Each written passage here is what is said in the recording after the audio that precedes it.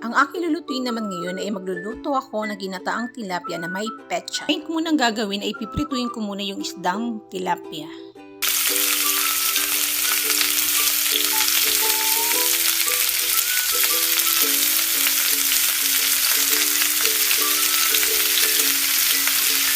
Katapos ko nga rin maprito ng isda, lalagay na nga rin ako ang kakanggata sa isang kawali. Isusunod ko na rin lalagay yung ibang sangkap katulad ng sibuyas, luya, at saka yung siling haba.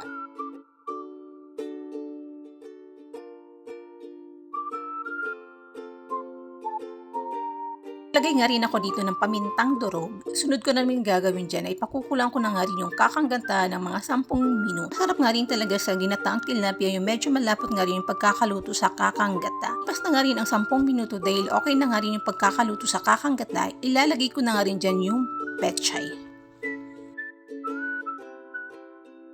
Naglagay nga rin ako ng konting asin, yung mismong isda ng tilapia. Bago ko nga siya pinirito, nilagyan ko muna ng asin. Ito na nga rin yung pechay, ilalagay ko na rin yung piniritong isda na tilapia. Lulutuin ko lang din siya ng mga ilang minuto para lalong manuot yung ating pagkakaluto sa kakanggata. Talaga yung ulam na hindi mo pagsasawaan, masarap nga rin talaga lalo pag umuwi ako sa probinsya dahil mahilig nga rin talaga yung mga taga Bicol sa ganitong ulam. Ito na nga pala yung aking nalutong ginataang tilapia na may pechay.